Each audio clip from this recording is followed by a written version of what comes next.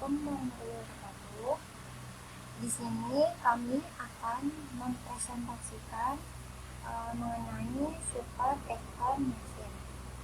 Nah, di sini beranggotakan Alifia Putri Doki Salsabila, Amelia Isnanda, dan saya sendiri yang Melani.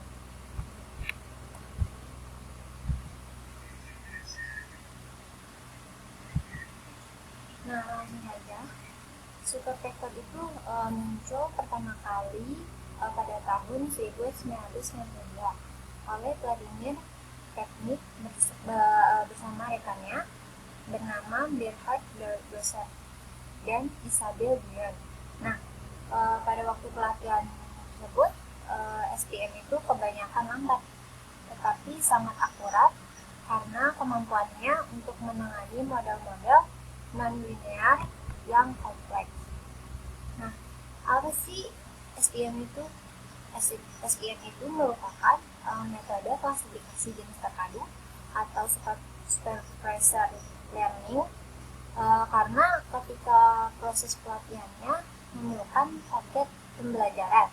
Nah, berbeda dengan SPM itu file-based clone messaging. Nah, yang dalam prosesnya itu dapat diklasifikasikan tidak membutuhkan target pelatihan. Nah, algoritma yang bekerja menggunakan pemetaan non-linear untuk mengubah data pelatihan asli ke dimensi yang lebih tinggi. Dalam dimensi baru akan mencari interplane untuk memisahkan secara linear. SPM itu menemukan hinterland menggunakan supervector dan margin. Nah, di sini ada beberapa karakteristik SPM itu sendiri. Yang pertama, SPM memerlukan proses pelatihan dengan menyimpan hasil supervector yang didapatkan untuk digunakan kembali pada saat proses prediksi atau testing. Nah, selanjutnya memberikan model yang sama dan memberikan solusi yang sama dengan margin yang maksimal. Selanjutnya dapat memisahkan data yang didistribusi kelasnya yang bersifat linear maupun non-linear. Selanjutnya SPM itu tidak dipengaruhi oleh dimensi data yang tinggi. Nah, sehingga tidak ada proses reduksi dimensi di dalamnya. Yang terakhir, memori yang digunakan dalam SPM itu sendiri diperoleh untuk banyaknya data, bukan besarnya dimensi data. Nah, di sini ada gambar margin dan margin besar dan margin kecil. Nah, ini itu pemisah dari kelas 1 dan ini pemisah dari kelas 2. Ini adalah pembatas antara kelas 1 dan kelas 2 yang disebut margin kecil, dan ini juga sama. Ini kelas 1, ini kelas 2, dan ini pembatasnya, pemisahnya. Nah, sekian dari saya, akan dilanjutkan oleh rekan saya, Alifa Fitri. Assalamualaikum warahmatullahi wabarakatuh. Saya Alifa Fitri Salsabila. Di sini saya akan melanjutkan presentasi dari kawan saya sebelumnya. Jadi di sini secara intuitif hyperlink dengan margin yang lebih besar lebih akurat dalam mengklasifikasikan data dibanding margin yang lebih kecil. Jadi hyperlink dengan garis yang lebih besar itu akuratnya lebih tinggi. Di sini ada rumus-rumus untuk menghitung hyperlinknya, di mana n sebagai jumlah atribut, b skalar yang digunakan sebagai bias, x sebagai nilai atribut. Nah, di sini ada macam fungsi kernel. Di sini ada dua bagian, di mana ada kernel linear yang terpisah dengan sebuah garis hyperlink dan ada kernel non-linear yang terpisah dengan garis melengkung.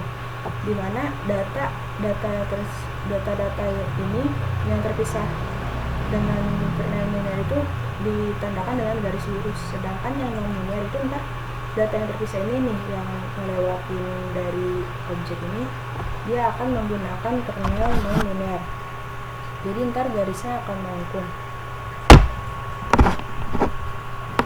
Selanjutnya ada penerapan SVM dalam kehidupan. Yang pertama ada MRI atau Magnetic Resonance Imaging, adalah pemeriksaan medis yang menggunakan teknologi magnet dan gelombang radio untuk melihat detail bagian tubuh Anda. Alat ini bisa diibaratkan sebagai mesin scanner pada tubuh yang memeriksa bagian tubuh apakah ada sesuatu yang mengganjal dan sebagainya. Di sini bisa meriksa bagian otak, jantung, paru-paru, dan bagian tubuh lainnya. Selanjutnya, SVM juga bisa digunakan sebagai pengklasifikasian teks, di mana ini sebagai contohnya klasifikasi teks dalam olahraga, film, dan berita. Dan ada lagi sebuah pendeteksian objek atau computer vision bisa diterapkan juga oleh SVM. Tahapan-tahapan SVM di sini ada 6 bagian. Yang pertama ini visualisasi data, meminimalkan nilai margin, mencari persamaan hyperlength, visualisasi hyperlength, dan pengujian data, lalu hasil klasifikasinya. Selanjutnya akan dijelaskan oleh rekan saya tentang bagaimana cara penghitungan hyperlength. Terima kasih. Bismillahirrahmanirrahim. Perkenalkan, saya Amelia Isnanda dengan NPM 1710631700409. Di sini saya akan melanjutkan penjelasan dari rekan saya yang mengenai supervektor mesin. Di sini saya akan membahas tentang contoh soal dengan cara mencari hyperplane-nya. Telah diketahui data X1, X2, kelas, dan supervektornya. Lalu soalnya adalah tentukan hyperplane-nya. Langkah pertama dalam menentukan hyperplane-nya, kita harus memvisualisasikan datanya terlebih dahulu. Data yang sudah kita ketahui, X1, X2 ini, kita visualisasikan. Sumbu vertikal ini sebagai X1 dan sumbu horizontal ini sebagai X2. Contohnya di baris 1 ada X1 1, X2-nya 1. Jadi X1-nya 1, X2-nya 1. Ketemu di sini berarti ini 1,1 dengan kelasnya 1. Ada 2 jenis kelas. Begitu selanjutnya sampai baris keempat. Selanjutnya kita akan meminimalkan nilai margin. Di sini ada rumus 1/2 dikali W mutlak pangkat 2 sama dengan 1/2 dikali W1 pangkat 2 ditambah W2 pangkat 2. Dengan syarat YI kali X1 dikali W tambah B dikurangi 1 lebih besar sama dengan 0. Atau YI X1 dikali W1 ditambah X2 dikali W2 ditambah B lebih besar sama dengan 0. YI ini bergantung dengan jumlah N-nya. Jadi jika ada 2, jadi Y-nya ada Y1 dan Y2.